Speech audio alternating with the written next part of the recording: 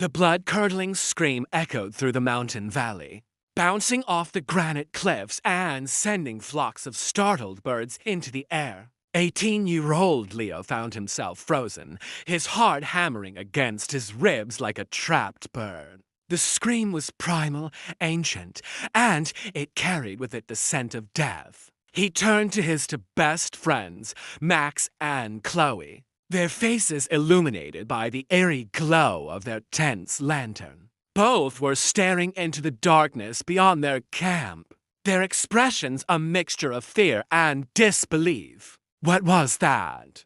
Chloe whispered, her voice shaking. She was right. What was that? The sound seemed to have come from the forest, from the very heart of the dense wilderness surrounding their campsite. Max, ever the pragmatist, shrugged. Probably just some wild animal. A bear, maybe, he said, trying to sound nonchalant. But the tremor in his voice betrayed his bravado. The sound had been too guttural, too filled with an unearthly rage for it to be any ordinary animal. But what choice did they have but to hope it was? They were deep in the bear-toothed wilderness, miles away from civilization. Their phones had been dead for days, offering no solace, no connection to the outside world. If help was coming, it wouldn't be anytime soon. Leo nodded, forcing himself to believe Max's words. It had to be a bear. There were plenty of bears in these woods. But, as if to mock their feeble attempts at reassurance, another sound tore through the night, this time closer, more menacing. The heavy thud of something large and powerful moving through the underbrush. Forcing themselves not to make a sound, the three teenagers huddled together inside the tent, listening intently. As the sounds outside the tent grew louder, more insistent, the forest itself seemed to be closing in on them. Then silence. Heavy, oppressive silence. They waited, their breaths held, their hearts threatening to burst out of their chests. When the first rays of sunlight finally touched the tops of the trees, chasing away the oppressive darkness, they unzipped the tent and emerged blinking into the new day. Cautiously, they surveyed the area around their camp. The tent was slightly dislodged, and the forest floor bore the unmistakable marks of heavy claws. And then they saw it, a large humanoid figure, half man and half bear, its fur matted and dirty, its eyes glowing red in the morning light. It was the stuff of nightmares, a creature that should not exist. They stared at each other, their faces pale with terror, unsure of what to do next. The creature let out a low growl, a sound that resonated deep within their bones, and began to advance towards them. As the creature closed in, they could see it was humanoid in shape, but its head was that of a bear, its fur the color of dried blood. Its eyes burned with an eerie red light, devoid of any intelligence, only primal hunger. Its limbs were thick and muscular, ending in sharp, curved claws that scraped against the ground. It took a step forward, then another, its growl growing louder, more menacing. Panic seized them. They turned and fled, crashing through the underbrush, the creature's enraged roars echoing behind them. They ran blindly, desperate to escape the creature, but it was relentless. Its heavy footsteps pounded the ground, driving the terrified trio deeper into the forest. Finally, collapsing on the forest floor, gasping for breath, they dared not look back to see if their pursuer had followed. But then a twig snapped, and the sound of heavy footsteps drew closer once again. The nightmare was not over. The creature was upon them. And so began the terrifying ordeal of the three teenagers hunted by a creature straight out of a nightmare. The forest became their labyrinth, the towering trees and thick undergrowth providing both sanctuary and concealment.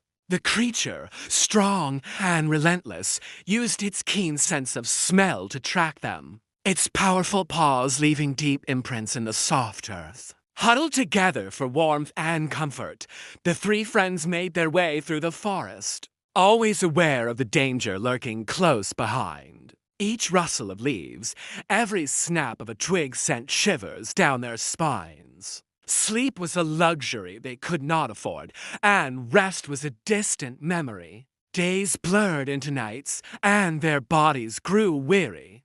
Hunger gnawed at their stomachs, a constant reminder of their desperate situation. They had to keep moving, had to stay one step ahead of their pursuer. Then one evening, as the sky blazed with the colors of sunset, they stumbled upon a small cabin nestled at the edge of a clearing. Hope surged through them. Could this be their salvation? With renewed determination, they approached the cabin cautiously. The creature was close behind, its growls echoing through the trees. As they neared the building, they saw a faint light flickering in one of the windows. Someone was there, or something. With a surge of adrenaline, they burst through the door, stumbling inside. They found an old, wizened man sitting by a rickety table. He looked up, his eyes filled with surprise. Struggling to speak, they managed to convey their tale of terror, the creature, the relentless pursuit.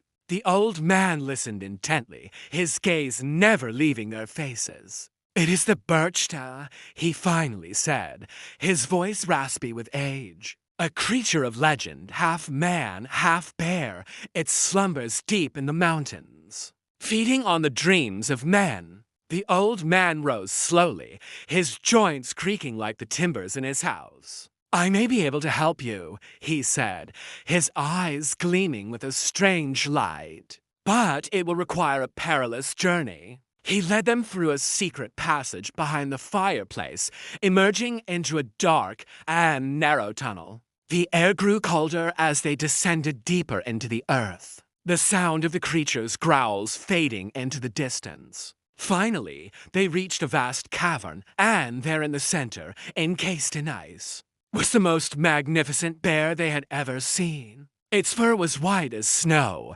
its eyes glowed with an otherworldly blue light, and from its chest, strange symbols seemed to radiate power. The old man explained that this was no ordinary bear. It was the spirit of the mountain, the protector of the forest. Only it could stop the birchta. But to awaken the spirit, a sacrifice was needed. A pure heart to break the curse of winter that had fallen upon the land. The old man turned to Leo, his gaze intense. "You must awaken the spirit, child. Only you can." Leo felt a surge of fear, but also a sense of responsibility. He knew what he had to do.